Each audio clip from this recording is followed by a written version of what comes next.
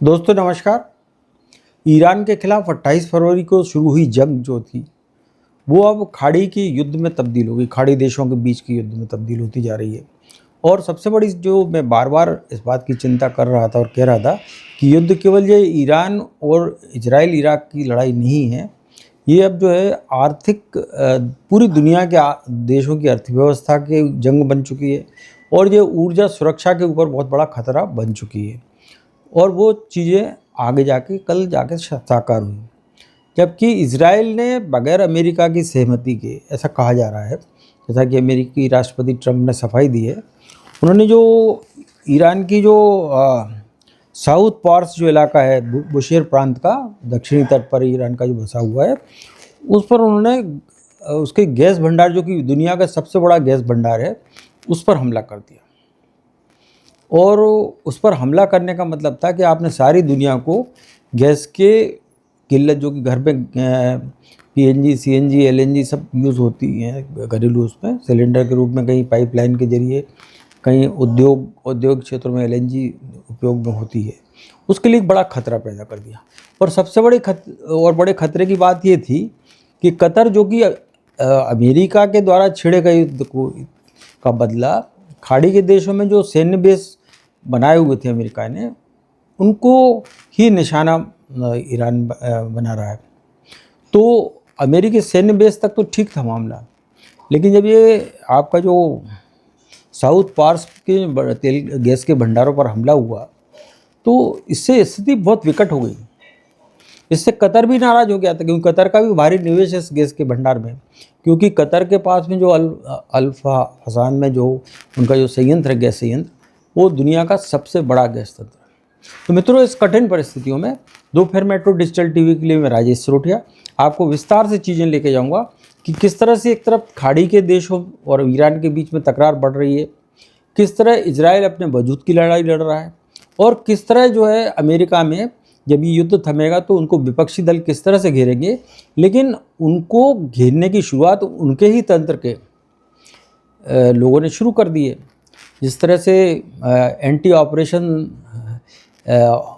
Centre के जो chief थे, जो थे, उन्होंने इस्तीफ़ा दे दिया, ये कहते हुए कि इजराइल के दबाव में इस युद्ध में अमेरिका को शामिल नहीं होना था, क्योंकि अमेरिका को सीधे तौर पर कोई खतरा नहीं है।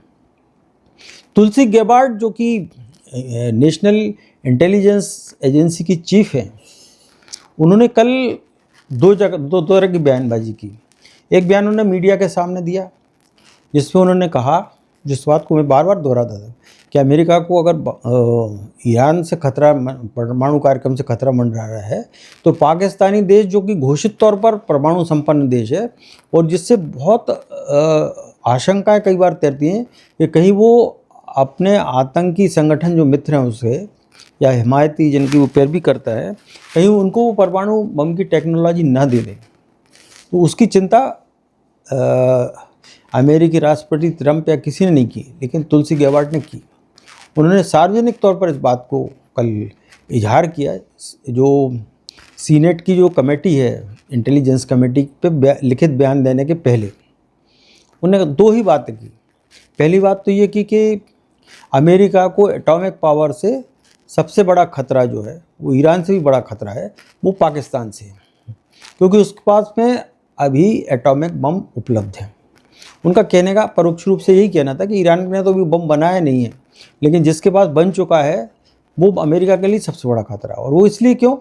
क्योंकि तुलसी गैबार्ड ने इसको इस्टेब्लिश भी किया कि वो जो है एक तरफ अमेरिका के साथ पिंगिंग बढ़ाता है, तो दूसरी तरफ वो जो है आपका चीन से भी उसने सीपेक का कॉरिडोर ग्वादर तक जोड़ा है, और दोनों मिलकर जो है अपने सामान और साजो सामान को जिनजियांग से जो है 3500 किलोमीटर का कॉरिडोर बनाया है, और ग्वादर पोर्ट से जो है उनको बहुत आसानी हो जाएगी यूरोप और साउथ अफ्रीकन कंट्री में ट्रेड करने के लिए और अपना तेल लाने के लिए।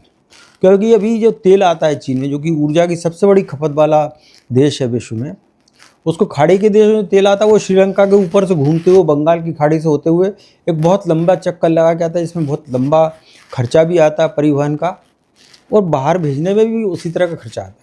तो सीपेक कॉरिडोर जो है वो चीन के लिए अहम है। पाकिस्तान उसके लिए साझेदार बना। तो अब पाकिस्तान या तो चीन का हितैषी हो सकता है, क्योंकि उसके व्यापारिक हित सधे हुए हैं। उसने करीब 65 मिलियन डॉलर का जो है कर्ज ले रखा है चीन से, जो कि चीन की नीति है कि कर्ज पिलाओ और फिर अपना कब्जा करो, नेटवर्क खड़ा करो। तो अमेरिका पिछड़ गया है इस मामले में कहीं ना कहीं। तो इसलिए तुलसी गैबार्ड ने ये कहा। फिर उन्होंने कहा कि चीन के साथ में उत्तरी कोरिया भी जुड़ा हुआ है, जो कि अमेरिका को सीधे सीधे धमकी देता है। उसके पास भी एटॉमिक पावर है, उसका वो बार बार, उसके पास अच्छी मिसाइलें भी हैं। और उनका ये भी कहना था कि जो चीन, अमेरिका और रशिया, उत्तरी कोरिया, चीन, रशिया, उत्तरी कोरिया और पाकिस्तान, ये चारों मिलके पाकिस्तान इन तीनों कंट्री के साथ में कोई स्ट्रेटेजिक अंडरस्टैंडिंग डेवलप कर रहा है। और वो जो है राइटर की खबर माने तो अभी जब इन लोग के पास में जो मिसाइल क्षमता जो है वो 3000 की है, वो करीब 16000 के ऊपर पहुंच जाएगी, ऐसा राइटर का कहना है। उसका भी हवाला उन्होंने दिया था। तो तुलसी गैबार्ड का जो अमेरिका के लिए खतरे की घंटी बजाना कि आपको असली खतरा ईरान से नहीं पाकिस्तान है, उसकी परवाह करिए। बहरहाल उन्होंने चूँकि वो जो कैंट ने जो इस्तीफ़ा दिया था वो थोड़ा सा पब्लिक जो प्रेस कॉन्फ्रेंस हुई पब्लिकली, उसमें वो थोड़ा सा ट्रंप का बचाव भी करती नजर आई। उन्होंने कहा कि जो जिस तरह की खबरें आ रही हैं कि ट्रंप ने विदाउट इंटेलिजेंस इनपुट के हमला कर दिया या इंटेलिजेंस इनपुट को इग्नोर करते हुए हमला कर दिया, तो उन्होंने कहा नहीं, हमने सारा इंटेलिजेंस इनपुट ईरान के बारे में दिया था और उसके आधार पर ही उस नज़ाकत को भांपते हुए उन्होंने हमला किया इजराइल के साथ मिलकर। क्योंकि थोड़ा सा केंट जो के बयान से हटके था, क्योंकि केंट जो ने ये कहा था कि इजराइल के दबाव में आके अमेरिका ने हमला किया है। इन्हें कहा कि हमने खतरे के इनपुट को देखते हुए हमला किया, जबकि असली खतरा तो तब हुआ जब इजराइल के साथ मिलकर अमेरिका ने युद्ध किया। तो इजराइल को तो अपने वजूद की लड़ाई लड़ना है, लेकिन ट्रंप की निगाहें जो है वहाँ पर तख्ता पलट करके अपना सैन्य बेस स्थापित करने, वेनेजुएला और इराक की तरह उसके तेल ठिकानों पर अपने कब्जे में लेना, इसीलिए वो तेल के ठिकानों पर हमला भी नहीं कर रहे थे। बहरहाल ये बात मैं आपसे आगे करूँगा, लेकिन तुलसी गैबार्ड ने जो सीनेट की जो इंटेलिजेंस कमेटी के सामने जो रिपोर्ट लिखित बयान में अपना जो कहा, तो उन्होंने कहा कि जो ऑपरेशन हैमर 13 जून से 24 जून 2025 में चलाया गया था इजराइल ने ईरान के खिलाफ, उसके आखिरी दौर में उसका समापन जो हुआ था वो अमेरिका जो शांति की बातचीत करते हुए आखिरी में उसमें शुमार हुआ। और उसने दावा किया कि उसने इजराइल के परमाणु ठिकानों को ध्वस्त कर दिया है। तो लोग उनसे यही सवाल पूछ रहे थे कि जब परमाणु ठिकाने आप ध्वस्त कर चुके हैं तो अब किस बात की आप लड़ाई लड़ रहे हैं। जाहिर तौर पे उनका निशाना निगाहें कहीं और थी और निशाना कुछ और था। और तुलसी गैबार्ड ने अपने लिखित बयान में यही बात स्पष्ट कर दी कि ऑपरेशन हैमर के थमने के बाद ईरान ने अपने परमाणु संयंत्र के परमाणु एटॉमिक पावर के या यूरेनियम के संवर्धन के, चूँकि उसके पास में ऐसी खबरें थी कि उसने 60% तक यूरेनियम संवर्धन कर लिया है, जबकि एक परमाणु बम बनाने के लिए वो यूरेनियम को 90% तक आपका उसको कन्फाइन करना पड़ता है, रिफाइन करना पड़ता है, फाइन ट्यूनिंग होती है, उसके बाद वो एटॉमिक पावर की शक्ल ले सकता है। वरना उसका यूज़ जो है एटॉमिक पावर से जो है ना ऊर्जा ज़रूरतों को पूरा करने के लिए होता है। तो ईरान बार बार यही कह रहा था कि हमारा जो परमाणु कार्यक्रम है वो ऊर्जा के लिए, परमाणु बम के लिए नहीं है। लेकिन वो खैर हमला हो गया, सारी चीज़ें। लेकिन तुलसी गैबार्ड के इस लिखित बयान से ये बात प्रकारांतर से जो केंट ने जो कहा था इस्तीफा देते समय कि ईरान से कोई खतरा नहीं था अमेरिका को एटॉमिक बम का, असली खतरा पाकिस्तान से है। तो ये जाहिर होता है कि ट्रंप ने चाहे अनचाहे एक बड़ी भूल कर दी वहाँ पर। अब उन्होंने जो भूल की उसका खामियाजा अमेरिका के सैन्य बेस भी नष्ट हुए, लेकिन उसका साइड इफ़ेक्ट जो है पूरी दुनिया भी झेल रही है और वो खाड़ी के देश भी झेल रहे हैं जिन्होंने कि अमेरिका को ये मान कर जगह दी थी सैन्य बेस बनाने की कि उनकी रक्षा करेगा, सुरक्षा करेगा। लेकिन जो सामने दिख रहा है अब स्थिति ये है, डू और डाई सिचुएशन जो है, डू और डाई सिचुएशन वो खाड़ी के मुल्कों के लिए भी हो गई कि वो अमेरिका से अपने को कैसे करें। क्योंकि जिस तरह से जो इंडस्ट्रियल पेट्रोकेमिकल की सिटी है अल फसान, जहाँ पर कि ईरान ने कल अपने इंटेलिजेंस जो मिनिस्टर उनकी मौत के बाद और जो उनके जो अरजानी साहब हैं उनकी कत्लेआम के बाद जिस तरह से इजराइल ने किया, जो वो फोर्स की उसमें जो उनके तेल भंडारों पर अटैक किया, गैस भंडार पर, उसके रिटेलिएशन में कतर का यहाँ भी नुकसान हुआ, ईरान में जो उसका निवेश था, और उसका जो खुद का जो विश्व का सबसे बड़ा LNG और LPG CNG LNG और LPG उत्पादित करने वाला उसका संयंत्र का कामकाज भी ठप हो गया। वहाँ आग के धुएं के साथ में आग के शोले निकल रहे हैं, और बहुत ही चिंताजनक और नाजुक मोड़ पर आ गया। सऊदी अरेबिया से निश्चित रूप से ईरान की खुन्नस, और सऊदी अरेबिया की वो ईरान से, ईरान की सऊदी अरब से ज़ाहिर तौर पर वो शिया सुन्नी वाला मसला वहाँ पर आड़े आता है। तो सऊदी अरब भी कहीं ना कहीं से अमेरिका के साथ मिलकर, और उसने परोक्ष रूप से इजराइल को भी एक तरह से सपोर्ट ही कर दिया, अगर वो ईरान के खिलाफ पलटवार की बात कर रहा है। UAE जबरन मारा गया। ओमान जो कि समझौते की मध्यस्थता कर रहा था, जिसने की कोशिश की थी कि ये बातचीत से मसला हल हो जाए, तो वो बातचीत वो करता ही रहा, और उसके बाद में वो युद्ध चालू कर दिया, और उसके साइड इफ़ेक्ट ओमान पर भी हुआ, क्योंकि ओमान जो देश है वो हरमुज़ खाड़ी के बाद उसकी जो ओमान की खाड़ी शुरू होती है जो अरब सागर में मिलती है, यानी कि हरमुज़ की खाड़ी के ऊपर वाला हिस्सा है पश्चिमी तरफ का, वो फारस की खाड़ी है, जो 50 किलोमीटर चौड़ाई से जो है इजराइल का हरमुज़ स्ट्रेट जो है शुरू होता है, और वो UAE के पास आते आते वो 33 किलोमीटर का रह जाता है, जबकि उस पूरी हरमुज़ की जो खाड़ी है उसमें 30 किलोमीटर का जल क्षेत्र जो है वो उस पर एकाधिकार ईरान का है। जैसे कि वायु स्पेस का मैंने पिछली बार भी बोला था कि एयर स्पेस और आपकी समुद्री सीमा, इस पर किसी को घुसने, निकलने, नहीं निकलने की इजाज़त देने का अधिकार उस पर है, और उस पर कोई डाका डाले तो उसकी संप्रभुता पर हमला इसको माना जाएगा। ये अंतर्राष्ट्रीय कानून कहते हैं।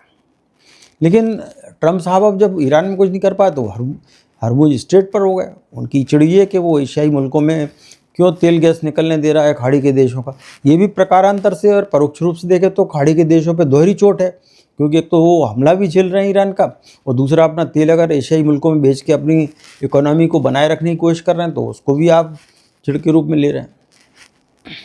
तो मित्रों, ये कुल मिलाकर ये सारी चीज़ें जो है शामिल नहीं। जबकि मीडिया ने उनसे पूछा था कि आपने जो लिखित बयान में ये बात कही कि ईरान ने कोई परमाणु कार्यक्रम नहीं चला रखा था, परमाणु बम का, ये बात आपने मीडिया में सार्वजनिक क्यों नहीं की? तो तुलसी गेवार्ड ने अपनी कैफियत देती हुई ये कहा कि चूँकि मेरा बयान बहुत लंबा था तो ये पॉइंट छूट गया। लेकिन उन्होंने जो सीनेट की जो इंटेलिजेंस स्टैंडिंग कमेटी है उसके सामने तो ये बात दर्ज करा ही दी है। तो यानी कि सरकार का तंत्र जो है, खुफिया तंत्र से लेके जो एंटी टेररिस्ट ऑपरेशन के जो चीफ हैं, और उसमें चलती घी में आग किसने डाला? माने चिंगारी उठी जो कैंट के बयान से, उसमें आग लगी तुलसी गेवार्ड के बयान से। अमेरिका के तंत्र की बात कर रहा हूँ, अमेरिकी की रणनीतिक चूक को लेकर, और उसमें जो अमेरिका की जो इंटेलिजेंस सीनेट के जो उपाध्यक्ष हैं, वाइस प्रेसिडेंट हैं, उन्होंने जो है इसमें जो है मार्क वार्नर ने उन्होंने कहा ये निश्चित रूप से ये अमेरिका की रणनीतिक चूक है कि उसको सीधे हमले में शामिल नहीं होना था। इजराइल उसका मित्र है, वो भारत का भी मित्र है, लेकिन आप मित्रता निभाने के लिए आप सीधे लड़ने के बजाय अगर परोक्ष रूप से मदद करें पर्दे के पीछे, तो कम से कम आपके सैन्य बेस भी बच जाते, खाड़ी देश के को भी नुकसान नहीं उठाना पड़ता। आज आपने वो पूरी दुनिया जो अब तेल के लेके गैस को लेकर त्राहिमाम कर रही है, वैसे हालात नहीं बनते। यानी आप एक छोटी सी आपकी हजरत एक तेल के भंडारों पर कब्जा करने और अपनी कठपुतली बैठाकर आपको वहाँ पर सैन्य बेस बनाकर चीन और रशिया को निगरानी में लेना था, भारत को भी निगरानी में लेना था, पाकिस्तान को भी लेना था, अफगानिस्तान को भी लेना था। वहाँ बहुत इतना महफूज प्लेस है कि जहाँ से वो बहुत आसानी से काम कर सकता है। लेकिन ऐसा है कि बादशाहत का भी एक दौर होता है, वो हर वक्त एक सा नहीं होता। और ट्रंप जिस समय अपने आंतरिक मोर्चों पर, आर्थिक मोर्चों पर और अपने बड़बोलेपन बार बार बदलते बयानों से जो अपनी क्रेडेंशियल को जो स्टेक पे लगा चुके हैं और उनकी क्रेडिबिलिटी बहुत खतरे में पड़ी हुई है, अब वो अमेरिका की क्रेडिबिलिटी, अमेरिका की बादशाहत, अमेरिका की दरोगागिरी, अमेरिका की दादागिरी, इन सब पर सवालिया निशान उन्होंने खड़े कर दिए हैं। तो ये मित्रों, ये अमेरिका के लिहाज से भी ख़राब है। दुनिया जो अनावश्यक रूप से जिसका जो 3 बिना 13 में वो कहते हैं ना, ढोल बज गया डेरा में, वैसी स्थिति एशियाई मुल्कों की, भारत की, सबकी हो रही है। क्योंकि वो भी फाइनेंशियली इकोनॉमिकली उतना ही ब्लीड कर रहे हैं जितना कि इजराइल कर रहा है, जितना कि खुद अमेरिका कर रहा है, जितना ईरान कर रहा है, जितना खाड़ी के मुल्क कर रहे हैं। तो आवश्यक और अनावश्यक रूप से उस अर्थ का खामियाजा कर रहे हैं। इसलिए मैं कहता हूँ कि ये ऊर्जा का सुरक्षा का युद्ध बन गया है, आर्थिक सुरक्षा का युद्ध बन गया है, और अब इससे निकलना किसे है ये तो अब ट्रंप को ही तय करना पड़ेगा।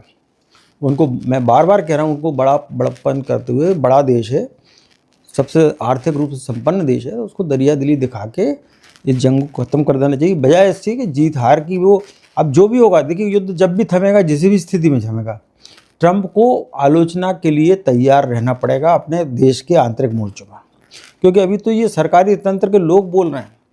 रिपब्लिकन पार्टी से भी अब आवाज़ उठेगी, उनकी जो विपक्षी पार्टी है डेमोक्रेट्स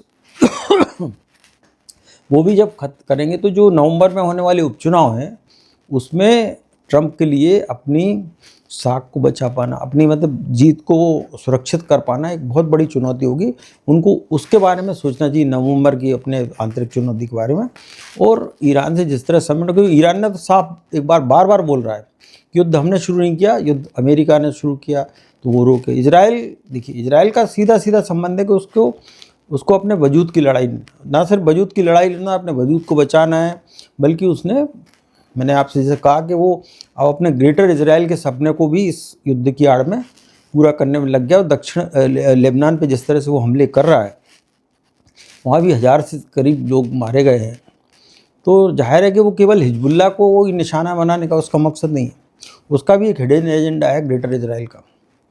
तो मित्रों, इस जो युद्ध के, जंग के कारणों के पीछे छुपी हुई जो कड़वी सच्चाइयाँ हैं या आपके हिडन एजेंडे हैं, उनकी बलि पूरे देश विश्व को नहीं चढ़ाया जाए, बस इसी प्रार्थना मैं ईश्वर से करता हूँ।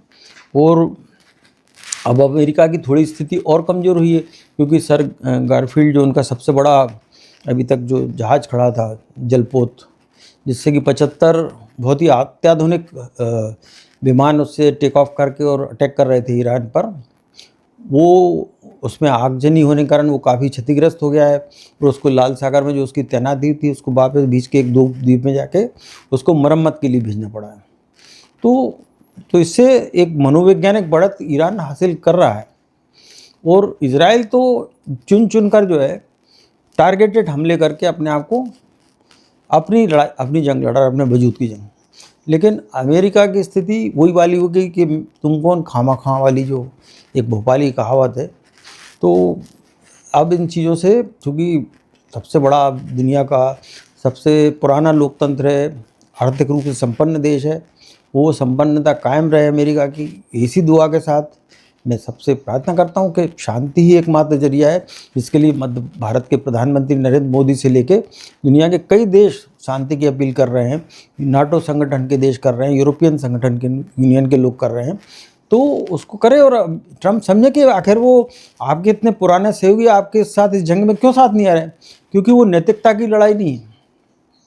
अगर वो आपके साथ में खड़े हो जाएंगे तो आप समझिए उनकी नैतिकता पर भी वो भी शक के दायरे में आ जाएगी। तो मित्रों, इस एपिसोड में इतना ही। आपको हमारे विचार जैसे ही लगे हो अपनी राय जरूर दें, कमेंट करें, शेयर करें और हमें सब्सक्राइब करें, हमसे जुड़े रहें। तब तक के लिए धन्यवाद, नमस्कार।